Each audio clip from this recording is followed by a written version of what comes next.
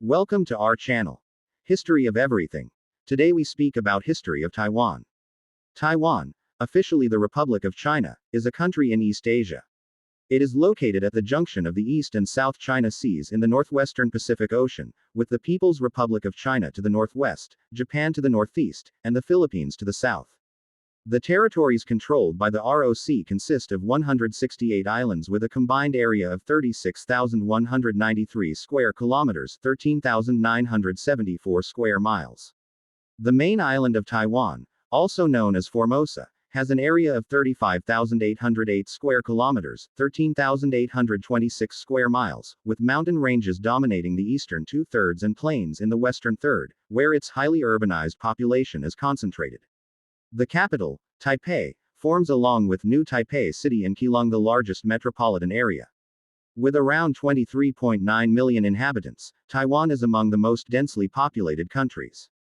Grant membership to Taiwan or allow it to participate on a non-state basis. Domestically, the major political contention is between parties favoring eventual Chinese unification and promoting a pan-Chinese identity, contrasted with those aspiring to formal international recognition and promoting a Taiwanese identity. Into the 21st century, both sides have moderated their positions to broaden their appeal. Taiwan was joined to the Asian mainland in the late Pleistocene, until sea levels rose about 10,000 years ago. Human remains and Paleolithic artifacts dated 20,000 to 30,000 years ago have been found. These peoples were similar to the Negrito peoples of the Philippines. Paleolithic Taiwanese likely settled the Ryukyu Islands 30,000 years ago. Slash and burn agriculture practices started at least 11,000 years ago. Stone tools of the Chongan culture have been found in Taidung and Aluambi. Archaeological remains suggest they were initially hunter-gatherers that slowly shifted to intensive fishing. The distinct Wangxing culture, found in Miaoli County, were initially gatherers who shifted to hunting.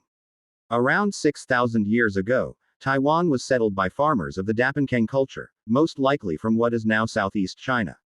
These cultures are the ancestors of modern Taiwanese indigenous peoples and the originators of the Austronesian language family. Trade with the Philippines persisted from the early 2nd millennium BCE, including the use of Taiwanese jade in the Philippine jade culture. The Dapankeng culture was succeeded by a variety of cultures throughout the island, including the Tahu and Yingpu. The Yuanshan were characterized by rice harvesting. Iron appeared in such cultures as the Niasong culture, influenced by trade with China and maritime Southeast Asia. The plains indigenous peoples mainly lived in permanent walled villages, with a lifestyle based on agriculture, fishing, and hunting. They had traditionally matriarchal societies. Early colonial period, to 1683. The Penghu Islands were inhabited by Han Chinese fishermen by 1171 and in 1225, Penghu was attached to Zhenjiang. The Yuan dynasty officially incorporated Penghu under the jurisdiction of Tong'an County in 1281. Penghu was evacuated in the 15th century by the Ming dynasty as part of their maritime ban, which lasted until the late 16th century. In 1349, Wang Dayuan provided the first written account of a visit to Taiwan. By the 1590s, a small number of Chinese from Fujian had started cultivating land in southwestern Taiwan. Some 1,500–2,000 Chinese lived or stayed temporarily on the southern coast of Taiwan, mostly for seasonal fishing but also subsistence farming and trading, by the early 17th century. In 1603, Chen Di visited Taiwan on an anti-Wokou expedition and recorded an account of the Taiwanese indigenous people. In 1591, Japan sent envoys to deliver a letter requesting tribute relations with Taiwan. They found no leader to deliver the letter to and returned home. In 1609, a Japanese expedition was sent to survey Taiwan. After being attacked by the indigenous people, they took some prisoners and returned home. In 1616, a Japanese fleet of 13 ships were sent to Taiwan. Due to a storm, only one ship made it there and is presumed to have returned to Japan. In 1624, the Dutch East India Company, VOC, established Fort Zeelandia on the coastal islet of Taoan, in modern Tainan. The lowland areas were occupied by 11 indigenous chiefdoms, some of which fell under Dutch control, including the Kingdom of Midig. When the Dutch arrived, southwestern Taiwan was already frequented by a mostly transient Chinese population numbering close to 1,500. The VOC encouraged Chinese farmers to immigrate and work the lands under Dutch control, and by the 1660s, some 30,000 to 50,000 Chinese were living on the island. Most of the farmers cultivated rice for local consumption and sugar for export, while some immigrants engaged in deer hunting for export. In 1626, the Spanish Empire occupied northern Taiwan as a trading base, first at Keelung and in 1628 building Fort San Domingo at Tamsui. This colony lasted until 1642, when the last Spanish fortress fell to Dutch forces. The Dutch then marched south, subduing hundreds of villages in the western plains. Following the fall of the Ming dynasty in Beijing in 1644, Koxinga, Zheng Chunggong, pledged allegiance to the Yongli Emperor and attacked the Qing dynasty along the southeastern coast of China. In 1661, under increasing Qing pressure, he moved his forces from his base in Xiamen to Taiwan, expelling the Dutch the following year. The Dutch retook the northern fortress at Keelung in 1664, but left the island in 1668 in the face of indigenous resistance. The Zheng regime, known as the Kingdom of Tungning, proclaimed its loyalty to the overthrown Ming, but ruled independently. However, Zheng Jing's return to China to participate in the revolt of the three feudatories paved the way for the Qing invasion and occupation of Taiwan in 1683. Following the defeat of Koxinga's grandson by an armada led by Admiral Shi Lang in 1683, the Qing dynasty formally annexed Taiwan in May 1684, making it a prefecture of Fujian province while retaining its administrative seat, now Tainan, under Koxinga as the capital. The Qing government generally tried to restrict migration to Taiwan throughout the duration of its administration because it believed that Taiwan could not sustain too large a population without leading to conflict. After the defeat of the Kingdom of Tungning, most of its population in Taiwan was sent back to the mainland, leaving the official population count at only 50,000, including 10,000 troops. Despite official restrictions, officials in Taiwan solicited settlers from the mainland, causing tens of thousands of annual arrivals by 1711. A permit system was officially recorded in 1712, but it likely existed as early as 1684. Its restrictions included only allowing those to enter who had property on the mainland, family in Taiwan, and who were not accompanied by wives or children. Many of the male migrants married local indigenous women. Over the 18th century, restrictions were relaxed. In 1732, families were allowed to move to Taiwan. By 1811 there were more than 2 million Han settlers in Taiwan, and profitable sugar and rice production industries provided exports to the mainland. In 1875, restrictions on entering Taiwan were repealed. 3 counties nominally covered the entire western plains, but actual control was restricted to a smaller area. A government permit was required for settlers to go beyond the Deja River. Qing administration expanded across the Western Plains area over the 18th century due to continued illegal crossings and settlement. The Taiwanese indigenous peoples were categorized by the Qing administration into acculturated Aborigines who had adopted Han culture and non-acculturated Aborigines who had not. The Qing did little to administer or subjugate them. When Taiwan was annexed, there were 46 Aboriginal villages under its control, likely inherited from the Kingdom of Tungning. During the early Qianlong period there were 93 acculturated villages and 61 non-acculturated villages that paid taxes. In response to the Zhu Yigi settler rebellion in 1722, separation of Aboriginals and settlers became official policy via 54 stelae used to mark the frontier boundary. The markings were changed 4 times over the latter half of the 18th century due to continued settler encroachment. 2 Aboriginal Affairs sub-prefects, one for the north and one for the south, were appointed in 1766. During the 200 years of Qing rule in Taiwan, the plains indigenous peoples rarely rebelled against the government and the mountain indigenous peoples were left to their own devices until the last 20 years of Qing rule. Most of the more than 100 rebellions during the Qing period, such as the Lin Shuangwen Rebellion, were caused by Han settlers.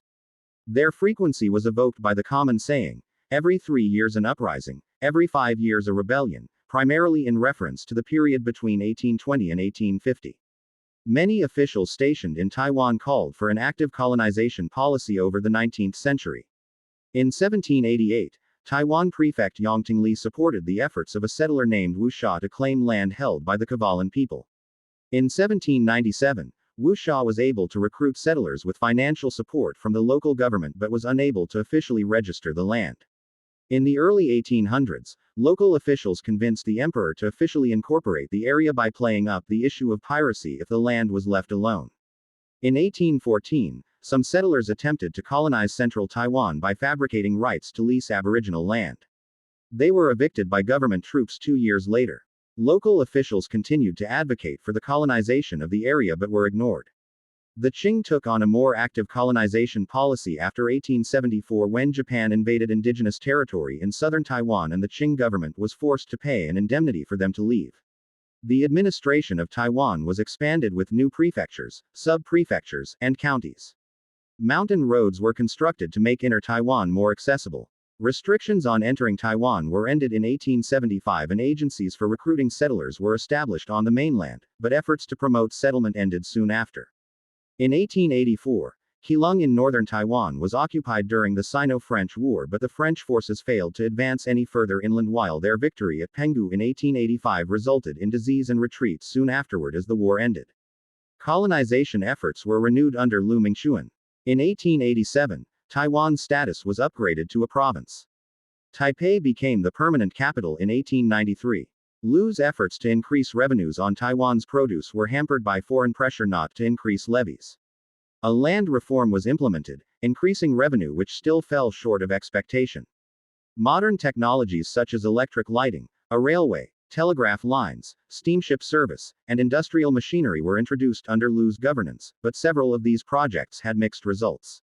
A campaign to formally subjugate the indigenous peoples ended with the loss of a third of the army after fierce resistance from the Mcgogan and MSB Tunix peoples.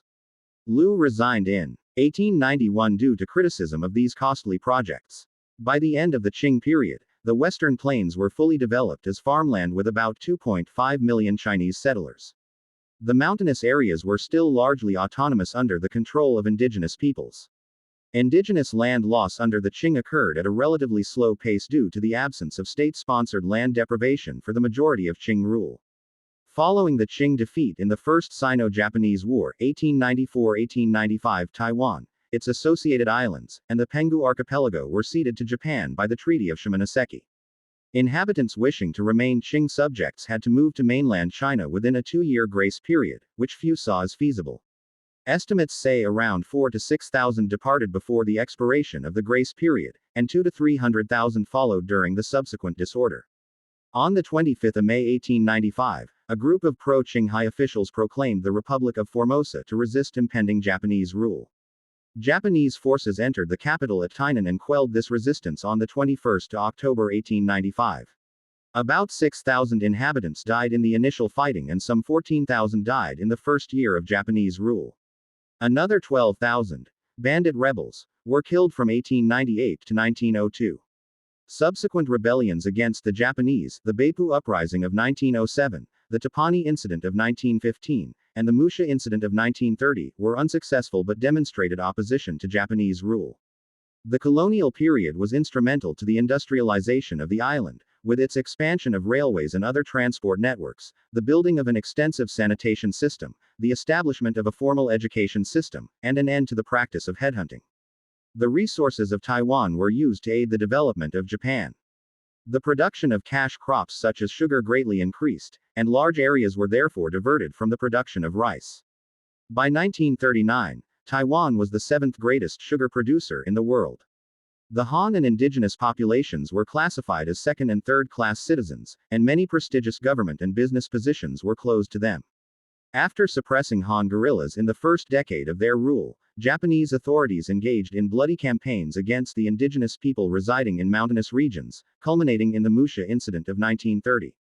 Intellectuals and laborers who participated in left-wing movements were also arrested and massacred, e.g. Chiang Wei-shui and Masanosuke Watanabe. Around 1935, the Japanese began an island-wide assimilation project.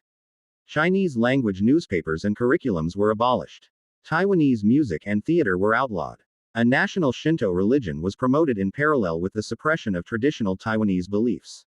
Starting from 1940, families were also required to adopt Japanese surnames, although only 2% had done so by 1943.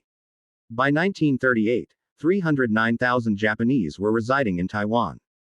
During the Second World War, the island was developed into a naval and air base while its agriculture, industry, and commerce suffered. Air attacks and the subsequent invasion of the Philippines were launched from Taiwan. The Imperial Japanese Navy operated heavily from Taiwanese ports, and its think tank, South Strike Group, was based at Taihoku Imperial University. Military bases and industrial centers, such as Kaohsiung and Keelung, became targets of heavy Allied bombings, which destroyed many of the factories, dams, and transport facilities built by the Japanese. In October 1944, the Formosa Air Battle was fought between American carriers and Japanese forces in Taiwan. Over 200,000 of Taiwanese served in the Japanese military, with over 30,000 casualties. Over 2,000 women, euphemistically called comfort women, were forced into sexual slavery for Imperial Japanese troops. After Japan's surrender, most Japanese residents were expelled. While Taiwan was under Japanese rule, the Republic of China was founded on mainland China on the 1st of January 1912 following the Xinhai Revolution of 1911. Central authority waxed and waned in response to warlordism, 1915-28, Japanese invasion, 1937-45, and the Chinese Civil War, 1927-49, with central authority strongest during the Nanjing Decade, 1927-37, when most of China came under the control of the Kuomintang KMT. During World War II, the 1943 Cairo Declaration specified that Formosa and the Pescadores be returned by Japan to the ROC. The terms were later repeated in the 1945 Potsdam Declaration that Japan agreed to carry out in its instrument of surrender. On the 25th October 1945, Japan surrendered Taiwan to the ROC, and in the Treaty of San Francisco, Japan formally renounced their claims to the islands, though without specifying to whom they were surrendered. In the same year, Japan and the ROC signed a peace treaty. While initially enthusiastic about the return of Chinese administration and the three principles of the people, Formosans grew increasingly dissatisfied about being excluded from higher positions, the postponement of local elections even after the enactment of a constitution on the mainland, the smuggling of valuables off the island, the expropriation of businesses into government-operated monopolies, and the hyperinflation of 1945-1949. The shooting of a civilian on the 28th of February 1947 triggered island-wide unrest, which was suppressed with military force in what is now called the February 28 incident. Mainstream estimates of the number killed range from 18,000 to 30,000. Chen was later replaced by Wei Daoming, who made an effort to undo previous mismanagement by reappointing a good proportion of islanders and reprivatizing businesses.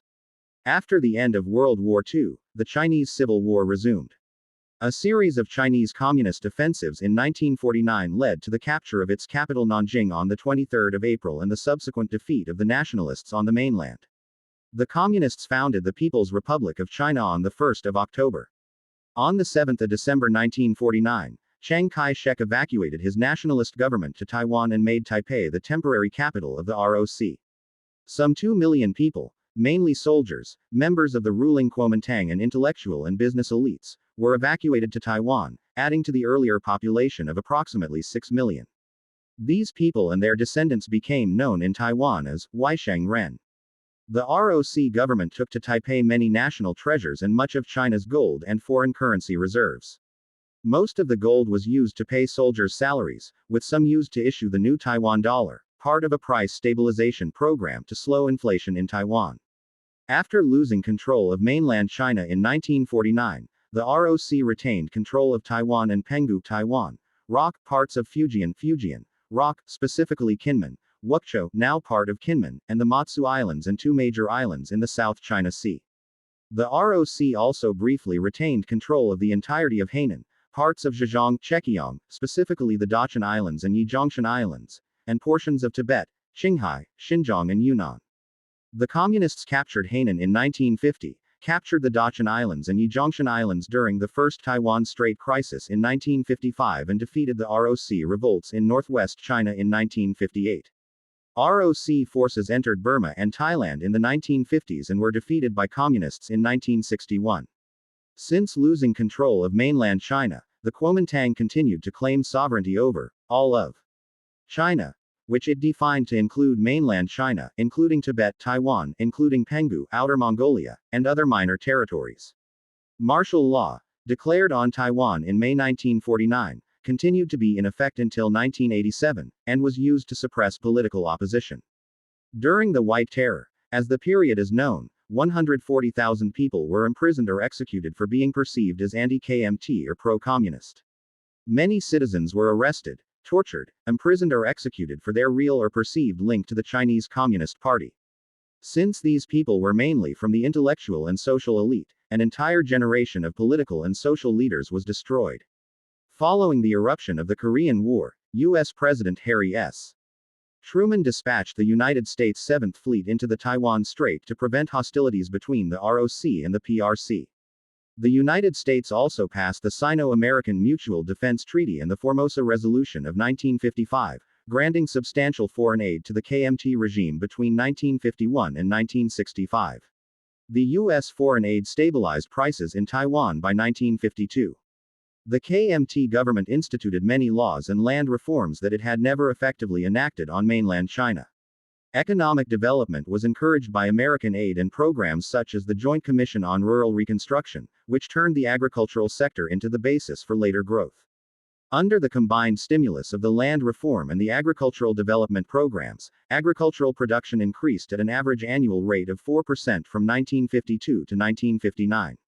The government also implemented a policy of import substitution industrialization, attempting to produce imported goods domestically. The policy promoted the development of textile, food, and other labor-intensive industries. As the Chinese Civil War continued, the government built up military fortifications throughout Taiwan. Veterans built the Central Cross Island Highway through the Taroko Gorge in the 1950s. During the Second Taiwan Strait Crisis in 1958, Nike Hercules missiles were added to the formation of missile batteries throughout the island. In 1984, Chiang Ching-kuo selected Lee Teng-hui as his vice president. After the Democratic Progressive Party (DPP) was illegally founded as the first opposition party in Taiwan to counter the KMT in 1986, Chiang announced that he would allow the formation of new parties. On the 15th of July 1987, Chiang lifted martial law on the main island of Taiwan. After Chiang Ching-kuo's death in 1988, Lee Teng-hui became the first president of the ROC born in Taiwan. Lee's administration oversaw a period of democratization in which the temporary provisions against the communist rebellion were abolished and the additional articles of the Constitution were introduced. Congressional representation was allocated to only the Taiwan area, and Taiwan underwent a process of localization in which Taiwanese culture and history were promoted over a pan-China viewpoint while assimilationist policies were replaced with support for multiculturalism. In 1996, Lee was re-elected in the first direct presidential election. During Lee's administration, both he and his party were involved in corruption controversies that came to be known as black gold politics. Thank you for listening, friends. Keep support.